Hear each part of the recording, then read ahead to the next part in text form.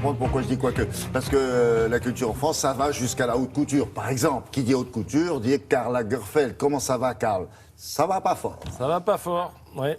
Il a des petits soucis avec le fisc, Karl Lagerfeld. Alors, c'est l'Express qui nous apprend que il serait question de 20 millions d'euros qui échappent au fisc. L'argent du directeur artistique de Chanel passe par l'Irlande. 20 millions d'euros? Oui, Quand même, non? les îles Vierges, les États-Unis, sans doute l'État du Delaware. Ah non, mais il a cherché à qui il est payé, c'est peut-être pour ça.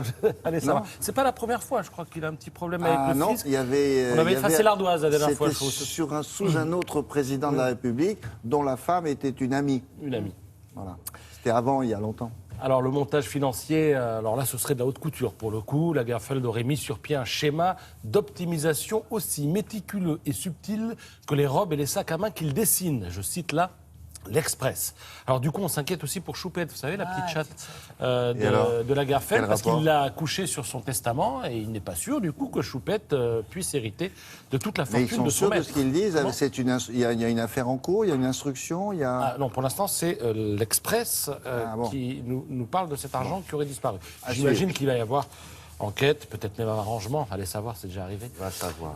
Alors, puisqu'il est question d'évasion fiscale, je vous conseille la lecture du Huffington Post avec ce papier intitulé « Comment 97% des députés ont fait capoter la loi pour lutter contre l'évasion fiscale ». Et là, il est question de milliards, hein. C'est plus des millions d'euros. Alors, l'histoire, ça se passe par une nuit de décembre, hein, tout récemment. Il était environ 1h du mat'. Vous avez 52 députés qui ont voté un amendement à la loi de finances. Je vous passe les détails, mais simplement, ça portait sur la transparence fiscale. C'est-à-dire qu'on allait enfin savoir si les entreprises payent leurs impôts là où elles exercent leurs activités et non pas dans des paradis fiscaux. Et alors, le ministre du Budget, à un moment, après le vote, a dit on va revoter.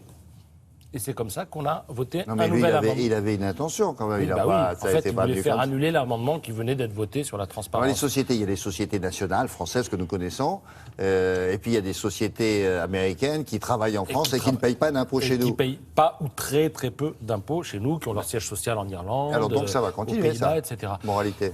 Pour l'instant, oui, si j'en crois ce qui s'est passé Merci, les ce gars. jour-là, ça va continuer. Sympa. Et le Huffington fait la liste des pourquoi. Pourquoi on a revoté, pourquoi certains députés ont disparu et n'ont pas revoté, pourquoi certains députés sont revenus, eux, pour La voter. réponse, c'est que ces sociétés, effectivement, font travailler en France des milliers de gens. Voilà. Et on appelle Et donc, ça le lobbying. Ça s'appelle du chantage aussi. Ouais. Aussi. Voilà.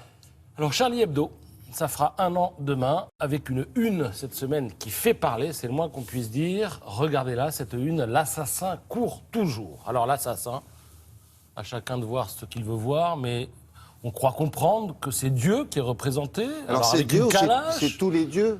Oui, alors... C'est plusieurs parce que sortes ce de Dieu- C'est pas très compréhensible. Qui est le personnage? Ben, c'est-à-dire qu'il a un couvre-chef déjà qui interpelle ce Dieu. Regardez, un triangle, l'œil qui fait forcément penser à l'œil maçonnique. Oui, oui. Donc, comment dire, dans son éditorial, le dessinateur Riss dit vouloir dénoncer, alors là je le cite, les fanatiques religieux abrutis par le Coran et les cubénis venus d'autres religions.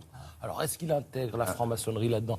Allez savoir. Probablement, oui. Puisque il y a l'œil au milieu Ah là-bas. ben, il y a un œil qui D'accord. est forcément Alors, l'œil il y a maçonnique, le là-bas- triangle, évidemment. Alors c'est symbole censé fort. symboliser tous les dieux, quoi. C'est ça? Voilà. D'accord. Alors, en marge de tout ça, Légion d'honneur aussi pour les victimes. Et ça fait hurler ce matin le canard enchaîné. Parce que Cabu, décoré par l'Élysée, célébré par l'armée, il a eu droit au cœur de l'armée, lui qui était si antimilitariste, chanté par Johnny, qui était sa tête de turc, d'où ce titre du canard enchaîné, hommage au désespoir.